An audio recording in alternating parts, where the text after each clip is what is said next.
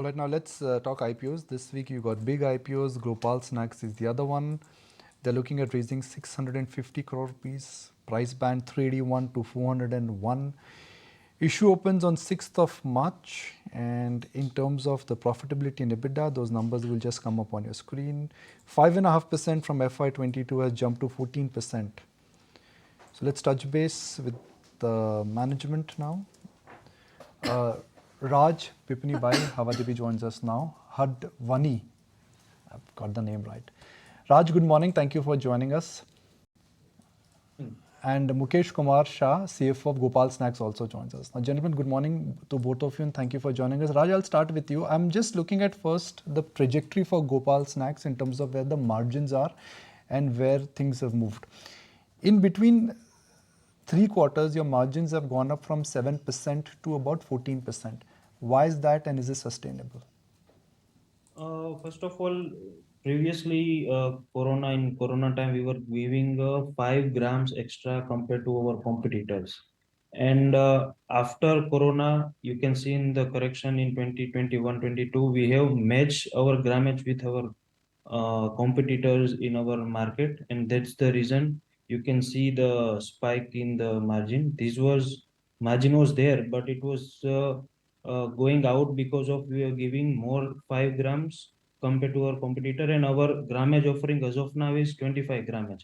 So you can calculate the 25 grammage and the 5 grammage is around 20%. But specifically, your margins have expanded, your PAT has doubled between FY20 to FY24. Is this largely because of market share gain or new capacity which has got added? Because I'm simply curious to understand that while last 24 months you've seen an exponential surge at a time when commodity inflation was very high for the sector per se.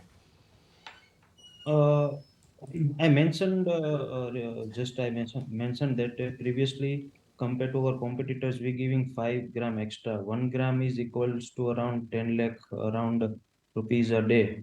So it's around 50 lakh rupees a day is 5 grams. For an example, we were giving 30 grams previously, and now we are giving 25 grams. So the change is around 20% in our grammage, which you can see which you can see in our balance sheet. If I could get you in on the discussion as well and talk about purely the IPO. As we understand, it's an out-and-out OFS. Do you have any funding requirements other than that? Because all the proceeds of the IPO, they're not going to go back into the company books.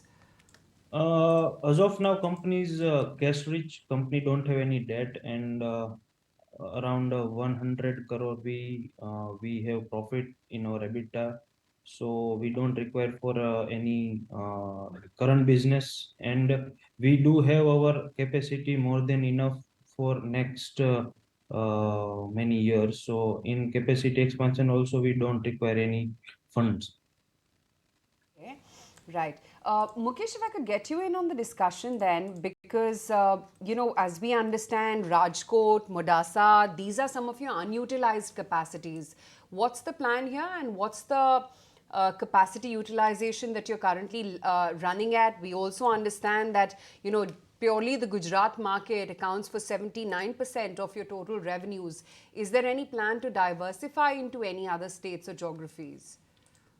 First of all, I will tell you that we have 3 manufacturing facility. 2 is in Gujarat and 1 is in Nagpur. And our Nagpur facility is much bigger, and we are see the our next growth comes from Nagpur facility because it's a central part of the India, and we will be growing our Nagpur plant in next upcoming years. In Modasa, we have facility for the chips plant for our potato-based products, chips and other products. And due to little bit grammage reduction in last few years, we have excessive capacity in our transport plants as well. So in upcoming years, we run only on 35-40% capacity only. So in coming years, from any market, if we see any growth, we can utilize this capacity and maximize our production. Okay, so that point is taken, but if I can toss it to Raj, Mukesh, whoever wants to take this, going forward, what kind of expectations are there? I know you can't talk numbers, but do you expect a significant acceleration from here on, both in terms of the product mix change, and that is something that should aid your margins on a significant basis? Shall I take this call? Sure, either of you, Rajbhai? please.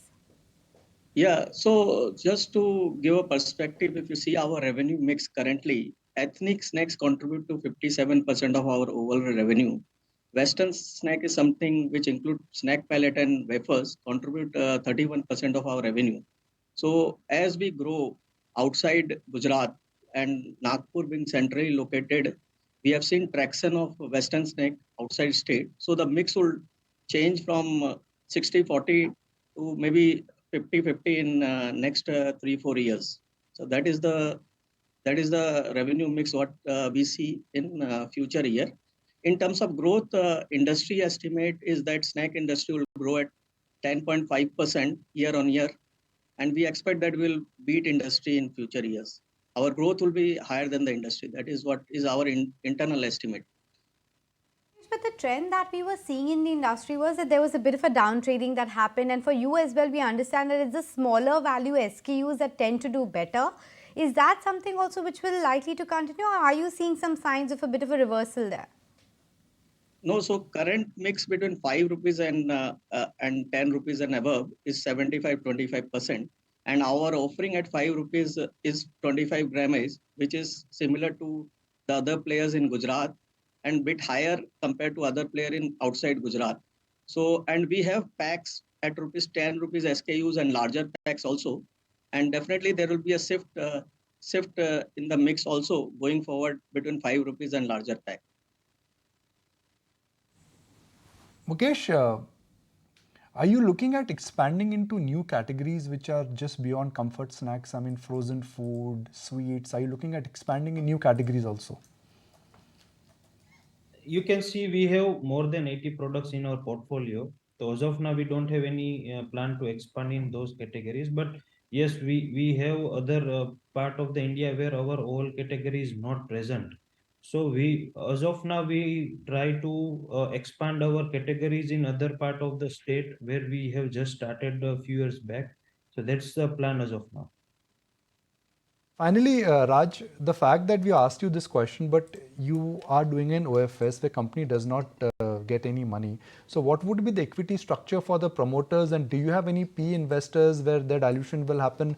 What would be the equity structure of the company? So can I take this call? Yes, please. So currently the equity structure is promoter and family is holding 93.5%. Post OFS and IPO, the structure will get revised to 81% being held by promoter and rest of them will be with public. So we don't have any PE investor as of now. Last year in October, we did a pre-IPO round where we have diluted our 4% stake. There were a couple of investors like Whiteoak, 360, Access AIF who have invested in our business. Okay, gentlemen, both of you, thank you so much for joining in, Raj as well as Mukesh, and good luck with the IPO once again. Thank you. Thank you. Okay.